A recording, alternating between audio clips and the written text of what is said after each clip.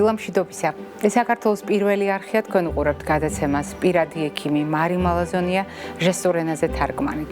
ჩვენ ადამიანზე ვსაუბრობთ, რომელიც ცოცხალი სამყაროს განუყოფელი ნაწილია, რაც იმას ნიშნავს, რომ ჩვენ სუნთქავთ, ჩვენ ვიკვებებით, მოძრაობთ, გადავადგილდებით, ვითარდებით, მრავლდებით და აი ასეთ შემთხვევაში სუნთქვას უზარმაზარი მნიშვნელობა აქვს როგორც სიცოცხლის შეფასებისათვის, ასევე ადამიანის სხვადასხვა ეტაპზე ჯანმრთელობის შეფასებისათვის და ასეთ შემთხვევაში ჩვენ უნდა გავითვალისწინოთ აუცილებლად სუნთქვისათვის განუყოფელი ისეთი ეტაპები, როგორიც არის შესუნთქვა და ამოსუნთქვა, ჩასუნთქვა და ამოსუნთქვა. შესუნთქვას ინჰალაცია ქვია, მაგრამ რამდენად საყურადღებო შეიძლება აღმოჩნდეს შესუნთქვა როგორც სამკურნალო პროცედურა, აი ამაზე ვისაუბრებთ დღეს ჩვენ, მით უფრო რომ რესპირაციული ინფექციები და მასთან დაკავშირებული საკითხები სეზონურად ჯერ კიდევ ძალიან აქტუალურია. ჩვენი გადაცემის სტუმარი კი გახლავთ ჩვენი გადაცემის მეგობარი, ოტორინოლარინგოლოგი, პროფესორი ქალბატონი ლიკა ლომიძე. დილამშვიდობისა, ლიკა, ძალიან მნიშვნელოვანია, როდესაც ჩვენ სეზონურად აქტუალურ საკითხებზე ვსაუბრობთ, ისეთი გამოცდილების გაზიარება საზოგადოებისათვის, რომელსაც გამოიყენებს ოჯახის პირობებშიც კი. და ეს იქნება უსაფრთხო გადაწყვეტილება მდგომარეობის გასაუმჯობესებლად. თუმცა თავად ინჰალაცია მოითხოვს განმარტებას და შეფასებას. რა არის ინჰალაცია? მოდით რამდენიმე სიტყვით კიდევ ერთხელ ვთქვათ და ვთქვათ იმის შესახებ, არის თუ არა მდგომარეობები, როდესაც კატეგორიულად არ შეიძლება ინჰალაციის გამოყენება და როდის შეიძლება გამოიყენოთ. უფრო დეტალურად და კონკრეტულად მე კიდევ გვექნება ამაზე საუბრის შესაძლებლობა. მოგესალმებით. ინჰალაცია თვითონ ეს არის ჩასუნთქვის პროცესი და ჩასუნთქვის გზით სხვადასხვა მედიკამენტის და ნივთიერების მოხვედრა ქვემოსასუნთქ გზებში და არა მხოლოდ ქვემოსასუნთქ გზებში, რესპირაციულ სისტემაში. ინჰალაცია შესაძლოა იყოს სხვადასხვა ტიპის, სხვადასხვა მეთოდით შეიძლება გავაკეთოთ. ეს იქნება ცხელი და ცივი ინჰალაცია, რომელიც ტემპერატურულ სხვაობას გვაძლევს მხოლოდ. არის ასევე ზეთოვანი ინჰალაცია, არის მედიკამენტებით, სხვადასხვა პრეპარატებით გაკეთებული ჩატარებული ინჰალაცია, არსებობს ნებულაიზერით ჩატარებული და არსებობს ასევე სხვადასხვა ფხვნილების შეფრქვევით გაკეთებული ინჰალაცია. ინჰალაცია გამოიყენება, როგორც აღნიშნეთ, ქალბატონო მარი, მკურნალობის თვალსაზრისით, სხვადასხვა დაავადებების დროს, განსაკუთრებით კი ქვემოსასუნთქ გზებში ნივთიერების მოსახვედრად, თუმცა ხშირად ვიყენებთ ასევე ზემოსასუნთქი გზების სუნთქვის გაუმჯობესების მიზნით. ეს არის ცხვირის სუნთქვის შეგუბების დროს, შეკავების დროს, დახშობის დროს, რომელიც გამოწვეული შეიძლება იყოს ლორწოვანის შეშუპებით, სხვადასხვა დაავადებით, როგორც არის ვირუსული ინფექციები, ბაქტერიული გართულება, სინუსიტის და ასე შემდეგ და ასევე ძალიან ხშირია და ეფექტური ინჰალაციის გამოყენება ხორხის დაავადებების, ხახისა და ხორხის დაავადებების დროს. განსაკუთრებით იოგების ანთებითი პროცესის, მწვავე ლარინგიტების დროს, ტრახეიტების დროს, რასაკვირველია ქვემოსასუნთქი გზების ბრონხიტებისა და პნევმონიის დროსაც. ძალიან მნიშვნელოვანია თავიდანვე ვთქვათ, ვიდრე პრაქტიკულ ნაწილზე გადავალთ. არის მდგომარეობები, როდესაც არ არის მიზანშეწონილი ინჰალაციის გამოყენება, რომ სახიფათოა ინჰალაციის გამოყენება ბინით პირობებში, რომ ოჯახის წევრებმა არ უნდა მიიღონ დამოუკიდებლად ამგვარი გადაწყვეტილება. არის ასეთი მდგომარეობები? რასაკვირველია არის. პირველ რიგში მე აღნიშნავ როგორც ოტორინოლარინგოლოგი ოპერაციის შემდგომ პერიოდს, როდესაც ჭრილობაა ყელის არეში, ხახის ოპერაციის, გლანდების ოპერაციის დროს, ტონზილექტომიის შემდეგ, სასტიკად აკრძალულია ცხელი ტემპერატურის მოხვედრა კისრის მიდამოში, არა მხოლოდ შიგნიდან, არამედ გარედანაც. ჩვენ პაციენტებს მკაცრად ვაფრთხილებთ, რომ არ იყვნენ ახლოს გამათბობელთან ამ პერიოდში, არ ქონდეთ კონტაქტი მზესთან ხანგრძლივად და პირდაპირ სხივების ზემოქმედება და რასაკვირველია პირდაპირ ხახის არეში ცხელი ორთქლის და ცხელი ტემპერატურის მოხვედრა არ არის სასურველი კი არა, დამაზიანებელია და ძალიან საშიშია სისხლდენისთვის. ასევე შესაძლოა მოხდეს რაიმე გართულება, როდესაც პაციენტი თვითნებურად რომელიმე მედიკამენტით ინჰალაციას ჩაიტარებს, იმიტომ რომ შეიძლება ტაბლეტის მიღება ისეთი სწრაფი ეფექტი და ისეთი რეაქცია არ გამოიწვიოს, როგორც უშუალოდ ინჰალაციის გზით მოხვედრილმა პრეპარატმა ქვემოსასუნთქ გზებში. სპაზმის დროს ძალიან ეფექტურია, რასაკვირველია, სპაზმის მოხსნელი მედიკამენტები, მაგრამ თუ ბინის პირობებში გვიწევს და თვითნებურად შერჩევა ინჰალაციის ნივთიერების, ჯობია მშობელმა იქნება ეს თუ პაციენტმა მოზრდილმა შეარჩიოს მხოლოდ და მხოლოდ ისეთი პრეპარატი, რომელიც ზუსტად იცის, რომ უსაფრთხოა პაციენტისთვის. ეს იქნება მცენარეული ზეთები, როგორიც არის ქაცვის ზეთი, ნუშის ზეთი, ასევე სხვადასხვა სახის ზეითუნის ზეთი შეიძლება ვიხმაროთ, როცა არის ყელის სიმშრალე და ფარინგიტი. მაგრამ თუ არის ლარინგიტი, იქ უკვე გვჭირდება სხვა მედიკამენტების ჩართვაც, რომელიც აუცილებლად სპეციალისტმა ჯობია შეარჩიოს. რეალურად ჩვენი შესავალი ადასტურებს იმას, რომ ერთი მხრივ ინჰალაცია არის ბუნებრივი პროცესი. მოდით ასე ვთქვათ, თუ ჩვენ ვსუნთქავთ, ესე იგი ჩასუნთქვა, შესუნთქვა არის ამ სუნთქვის აქტის შემადგენელი ნაწილი.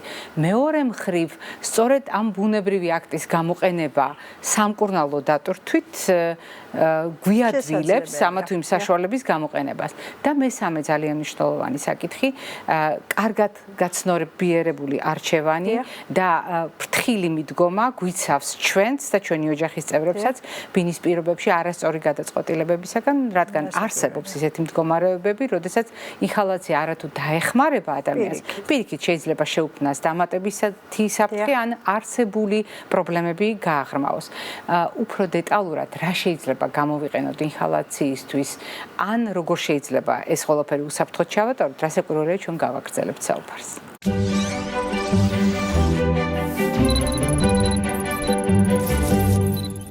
როდესაც პრაქტიკულ ნაწილზე ვსაუბრობთ, ჩვენ გულისხმობთ სახლის პირობებში კონკრეტული საშუალებების უსაფრთხო გამოყენებას და ამასთან დაკავშირებით ძალიან მნიშვნელოვანია იმ გამოცდილების გაზიარება, რაც აქვთ პროფესიონალებს, რასაკვირველია სწორედ ამ თემაზე ვსაუბრობთ ქალბატონ ლიკა ლომიძესთან ერთად და როდესაც ჩვენ ბინის პირობებში გადავხედავთ ხოლმე საშუალებას, ფაქტობრივად ინჰალაციისთვის გამოყენებული ან გამოსაყენებელი უამრავი საშუალება არსებობს, მაგრამ ყველასთან დაკავშირებით გვაქვს გარკვეული მოსაზრებები, თქვენ ყოველ შემთხვევაში პროფესიულად დიდი გამოცდილება გაქვთ ამ თვალსაზრისით და ძალიან მნიშვნელოვანი იქნება ამ გამოცდილების გაზიარება. რა შეიძლება გამოვიყენოთ ინჰალაციისთვის კიდევ ერთხელ რომ გადავხედოთ არჩევანს? სწორად აღნიშნეთ ქალბატონო მარი, რომ ნებისმიერ მშობელს, ნებისმიერ პაციენტს მძიმე მწვავე პერიოდში შეუძლია სახლის ნებისმიერი ნივთიერება, ნებისმიერი არა რასაკვირველია ბინის პირობებში შეუძლია გამოიყენოს ძალიან მარტივი ნივთიერებები, მარილი, სოდა, იოდის წვეთები თუნდაც, ზეთოვანი, რაც უკვე ვისაუბრეთ წეღან და მცენარეების სხვადასხვა მცენარის ნაყენი. ეს ზოგჯერ კარტოფილსაც იყენებენ. კარტოფილის ინჰალაციაც ძალიან მიღებული იყო წლების განმავლობაში და ეხლაც ვიყენებთ, თუმცა ეხლა ეს ყველაფერი თითქმის ჩაანაცვლა ნებულაიზერმა და ამიტომ რადგან გამზადებული სახით უკვე ფარმაცევტულ აფთიაქებში გვაქვს საშუალება, რომ გამზადებული ნივთიერება მივაწოდოთ პაციენტს მწვავე პერიოდში, შესაძლებელია უკვე ეს გამოვიყენოთ. სახელდახელოდ ძალიან ეფექტურია, არანაკლებ ეფექტურია ვიდრე ნებულაიზერი და ფარმაცევტული პრეპარატები. იგივე მცენარეები, რომლებზეც დამზადებულია რასაკვირველია ეს პრეპარატები. რომელია ასეთი მცენარეები? ძალიან ეფექტურია ევკალიპტი ყელის დაავადებების დროს, გვირილა ნებისმიერი ანთებების დროს, იმიტომ რომ გვირილა თვითონ ანტისეპტიკური ნივთიერებებს შეიცავს. ასევე შესაძლებელია კალენდულა, რომელსაც გულყვითელა, რომელსაც ასევე ყელის და თუნდაც ცხვირის დაავადებების დროს ვიყენებთ. გარდა ამისა, შეგვიძლია ნებისმიერი ანტიჰისტამინური ამპულის ჩამატება ამ დროს, რომელიც ხსნის იმ შეშუპებას, რისთვისაც ჩვენ სწორედ ვიყენებთ ინჰალაციას.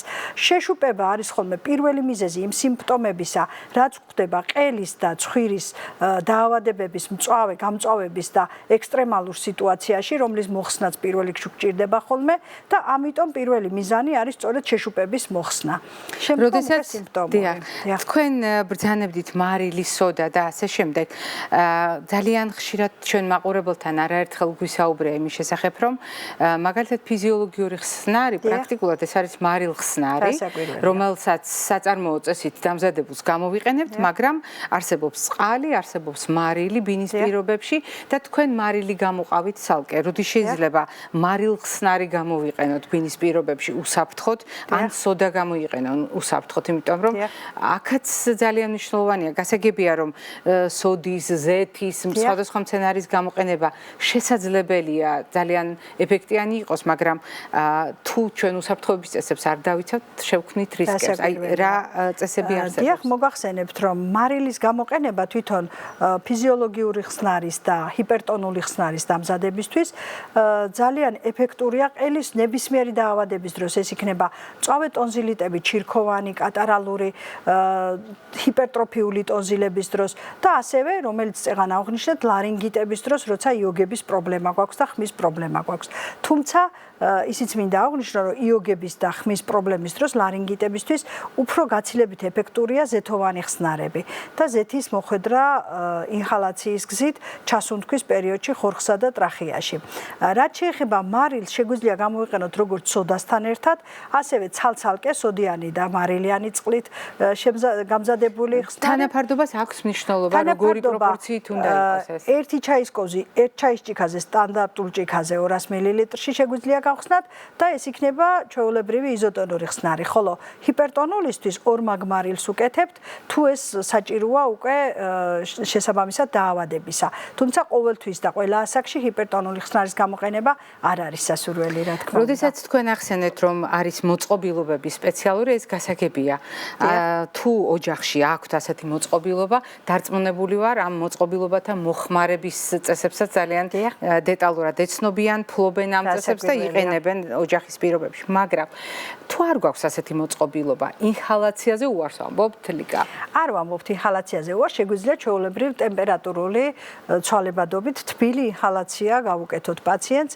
თბილი ინჰალაცია, როგორც ვთქვით, ყოველთვის არ შეიძლება გავაკეთოთ და როდესაც შესაძლებელია და აი რაც წეგან ვისაუბრეთ, ეს არის ტონზილექტომიის შემდგომ პერიოდში, როდესაც მწვავე ტონზილიტია და შეშუპება თბილმა შეიძლება უარესად შეაშუპოს, თუმცა თუ ჩვენ ჩავრთავთ უკვე სხვადასხვა მედიკამენტებს ექიმის კონსულტაციის შემდგომ, შეიძლება ეს შეშუპება მოუხსნათ თბილი ინჰალაციის გზითაც, თუ სხვა საშუალება არ გვაქვს, ოღონდ დამატებული ის კორტიკოსტეროიდები იქნება თუ ანტიჰისტამინური მედიკამენტები, რომელიც დაგვეხმარება ამ მწვავე პროცესიდან პაციენტის გამოყვანაში. და არა მოწყობილობით ჩატარებული ინჰალაციის შემთხვევაში რა არის აუცილებელი, რაც უნდა იცოდეს? გასაგებია, რომ თბილი ცხელი ინჰალაცია გარკვეულ შეზღუდვას გულისხმობს, მაგრამ ყველა დანარჩენ შემთხვევაში, მაგალითად, ოთახის ტემპერატურის წყლით ჩატარებული ინჰალაცია. ოთახის ტემპერატურის წყლით ინჰალაციას ვერ ჩავატარებთ, რადგან ის უნდა ორთქლს წარმოქმნიდეს, რა თქმა უნდა, ორთქლს წარმოქმნის მხოლოდ დუღილის პროცესში და სწორედ მნიშვნელობა აქვს იმ დისტანციას ინჰალაციის საგნიდან პირის ღრუმდე და ცხვირის სახემდე, რომ არ მივაღებინოთ პაციენტს დამწრობა ყველა სიკეთესთან ერთად და ამასთანავე შესაძლებელია გამოვიყენოთ, როგორც ვთქვით, როგორც მედიკამენტები, ასევე მცენარეები, მაგრამ ნებულაიზერი გაცილებით უფრო მეტ საშუალებას გვაძლევს. არ არის შეზღუდული ტემპერატურა, არ არის აქ წარმოქმნილი, აქ ხდება უკვე თვითონ აპარატის მიერ გამომუშავება ორთქლის და ეს ორთქლი არის ჩვეულებრივი ოთახის ტემპერატურის ორთქლი, ამიტომ შეგვიძლია ნებისმიერი ნივთიერება მივაწოდოთ, ხოლო რაც შეეხება თბილ ინჰალაციას, ძალიან მნიშვნელოვანია ის ფაქტი, რომ ინჰალაციის შემდეგ, ცხელი თბილი ინჰალაციის შემდგომ არ არის სასურველი პაციენტის კონტრასტულ ტემპერატურაზე გადასვლა. შესაძლოა მდგომარეობის გაუარესება მივიღოთ, როდესაც ცხელი ჰაერიდან ცივ ჰაერზე გავა, ამიტომ აუცილებლად ჭირდება პაციენტს ჩათბუნება ინჰალაციის შემდგომ და რაღაცა პერიოდის განმავლობაში ნეიტრალურ ტემპერატურაზე ყოფნა, ოთახის ტემპერატურაზე, როცა არ მიიღებს ამ ცივი ჰაერის შესუნთქვის. რეალურად სტაბილური ტემპერატურის პირობებში უნდა დარჩეს ადამიანი. ლიკა, ძალიან დიდი მადლობა ჩვენთან მეგობრობისთვის, თანამშრომლობისთვის, დღევანდელი რეკომენდაციებისთვის. მე მაყურებელს შევახსენებ, დღევანდელი ჩვენი გადაცემის სტუმარი ინჰალაციასთან დაკავშირებით ბრძანდებოდა ოტორინოლარინგოლოგი პროფესორი ქალბატონი ლიკა ლომიძე. ჩვენ კვებით შუქნიშნით გავაგრძელებთ.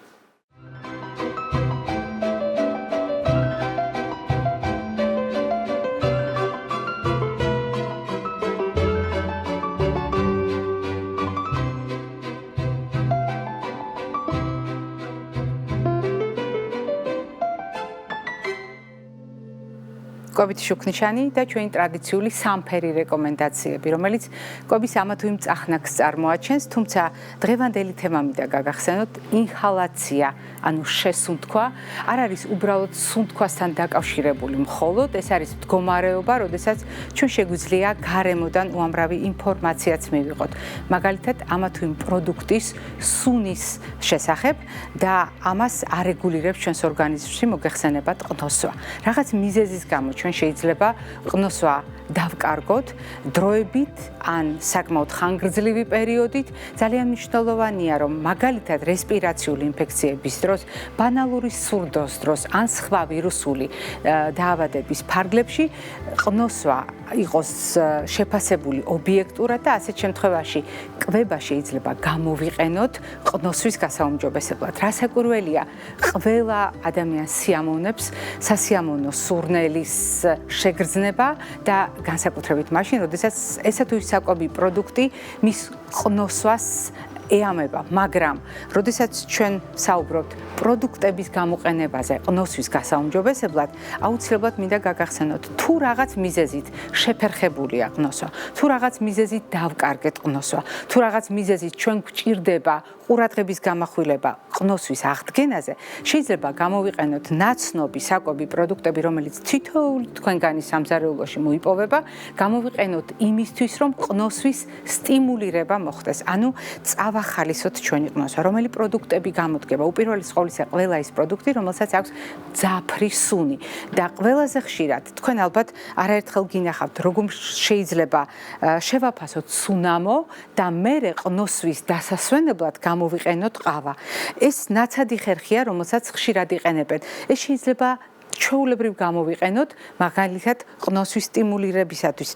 როდესაც მონაცვლეობით ვიყენებთ ყავას, ამა თუ იმ სურნელის მქონე სუნამოს, აუცილებლად შეიძლება გამოვიყენოთ ასეთ შემთხვევაში მაგალითად სხვადასხვა სახის სუნელ საკაზმი, რომელიც გამომშრალი გვაქვს ოჯახებში, მაგალითად კერძების მოსამზადებლად და აქვე არ უნდა დაგვავიწყდეს ისეთი პროდუქტები, რომელთაც ეთერზეთებით მდიდარი ქერქი აქვს. ამ მხრივ განსაკუთრებით გამორჩეული რასაკვირველია ციტრუსია. მე კიდევ ერთხელ გავიმეორებ. ყველასათვის კარგად ნაცნობი პროდუქტები, ძალიან ბანალური პროდუქტები, რომელიც თითოეულ ჩვენგანს აქვს ოჯახში. ყავა, სუნამო, ესა თუ ის სუნელ საკაზმი, ციტრუსის ქერქი, ყველა ეს პროდუქტი და კიდევ მრავალი სხვა პროდუქტი, რომელსაც მძაფრი სუნი აქვს, შეიძლება გამოვიყენოთ იმისათვის, რომ ყნოსვა გავავარჯიშოთ და განსაკუთრებით ეს პროდუქტები გამოვიყენოთ მაშინ, როდესაც ჩვენ გვჭირდება დროებით დაკარგული ყნოსვის აღდგენისთვის წახალისება. ეს იყო დღევანდელი ჩვენი რეკომენდაციები კვებით შუქნიშანთან დაკავშირებით და რასაკვირველია შესუნთქვასთან, ანუ ინჰალაციასთან დაკავშირებით. ჩვენ დროებით დგემშვიდობებით, ხვალამდე, ნახვამდის ჯანმრთელობას და დღეგრძელობას გისურვებთ.